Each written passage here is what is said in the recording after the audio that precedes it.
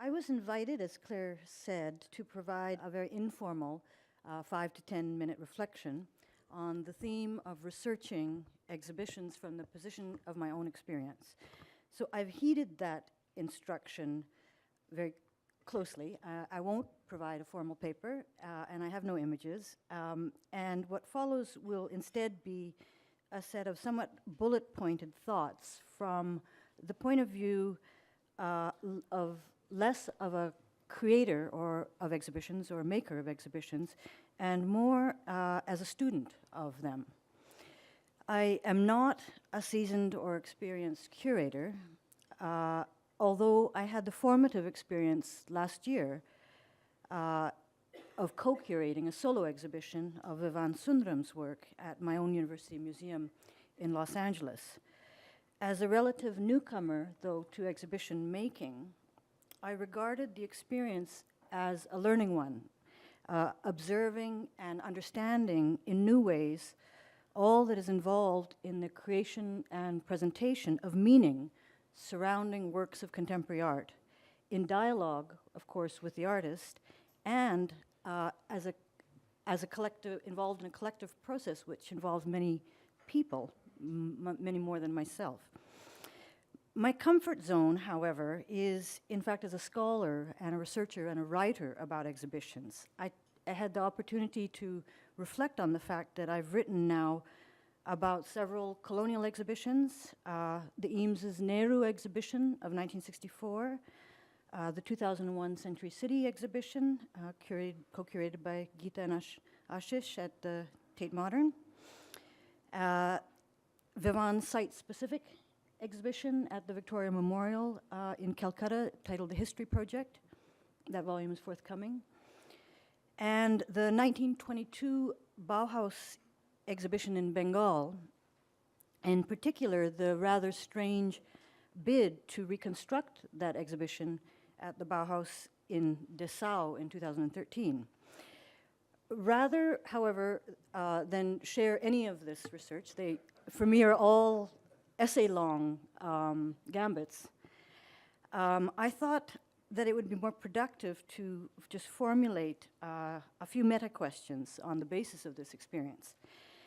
After the previous panel, in particular, before lunch, I felt a certain sense of vertigo that the ground beneath one's feet is sufficiently unstable with, of course, the extraordinary proliferation of exhibition practices in the contemporary era. So I thought that what would be productive is instead to return to some, to my mind, essential questions, two essential questions.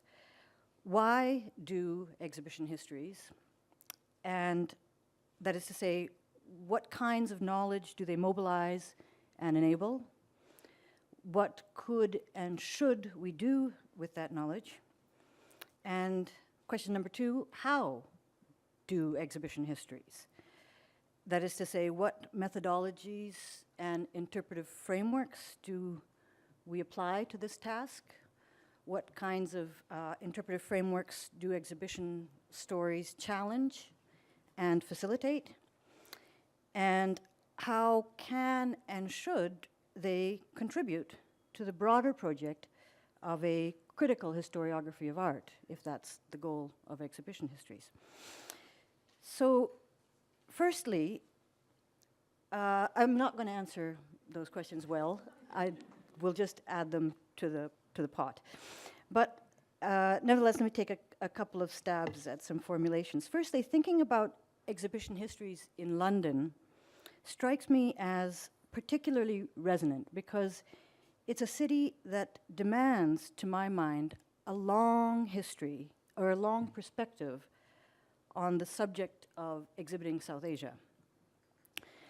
London's Victorian and colonial imperial past is everywhere enshrined around us in its institutions of display.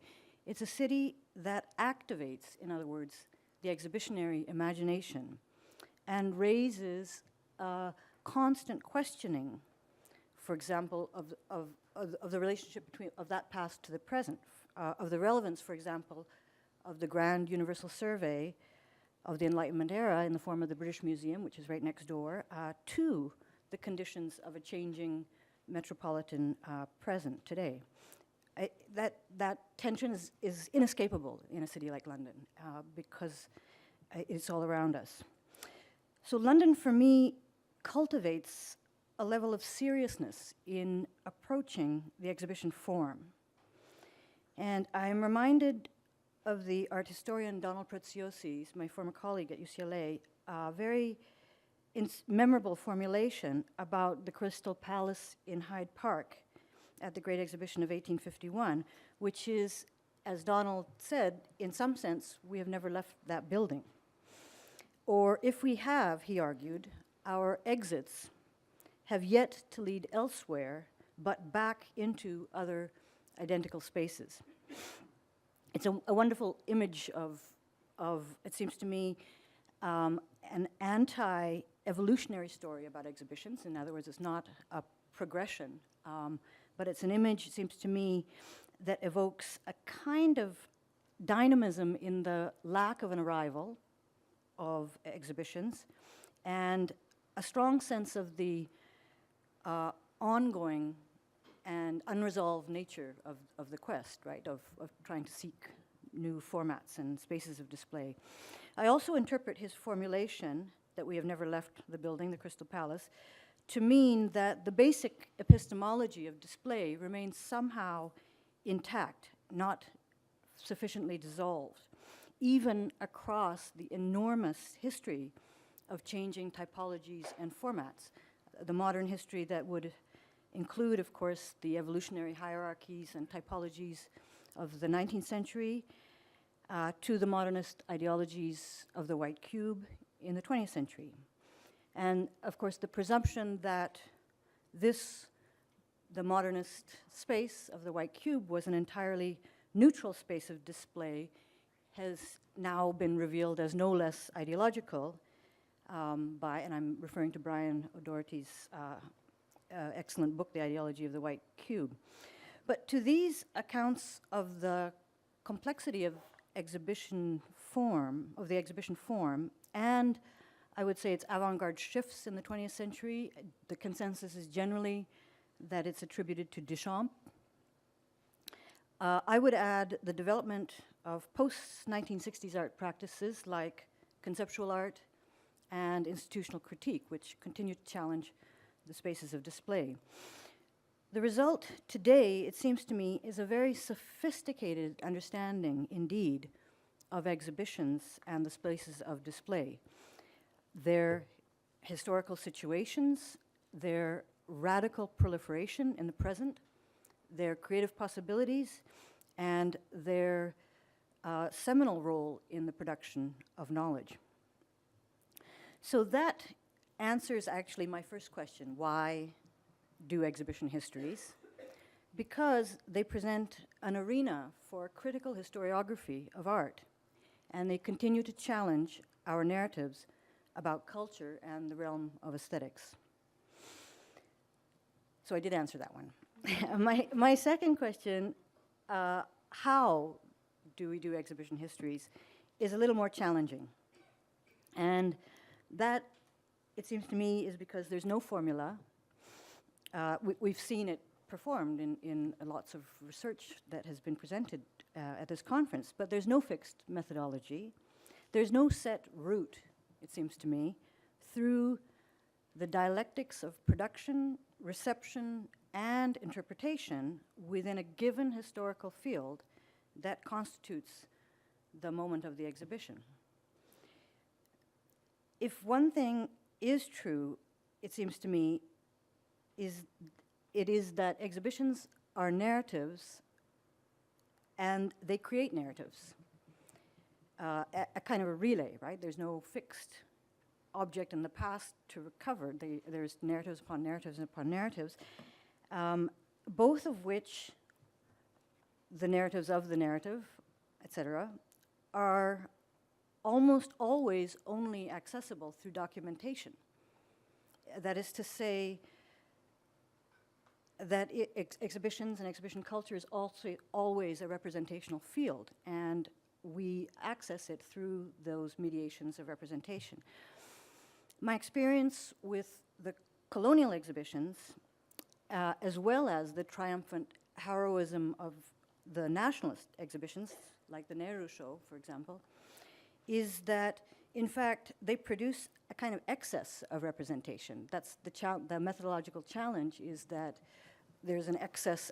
They're actually kind of aggressive representational forms. They bombard you with narratives about narratives about narratives about narratives. And yesterday, I found somebody used the phrase that exhibitions require a kind of forensic investigation, a forensic investigation of the archive to sort of uncover unknown exhibition histories, like those of the East Pakistani artists like Sultan and Abedin.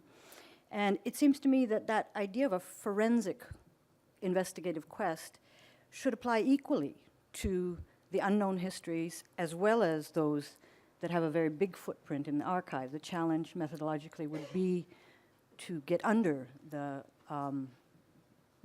those forms of representation.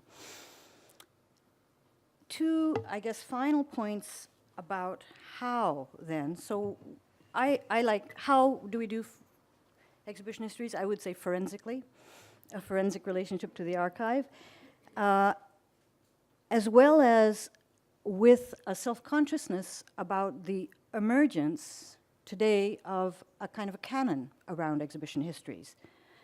Self-consciousness about, the idea that certain exhibition case studies are now feeling increasingly settled. Let's say Primitivism at MoMA, Magicien de la Terre, The Other Story. Those now we all have as kind of signposts now. So as well as, this would involve, it seems to me, both narrating foundational moments and dismantling norms, which, of course, was Gita's very memorable formulation almost 20 years ago for a critical project of an anti-foundational history of modernism in India, and also, of course, the title of the last chapter of her book, When Was Modernism, in 2000. Dismantling norms, in other words, how to signpost self-consciously a canon and dismantle it at the same time. The After All series of exhibition histories that Lucy, is Lucy here? She had to go, that she's been involved with. Oh.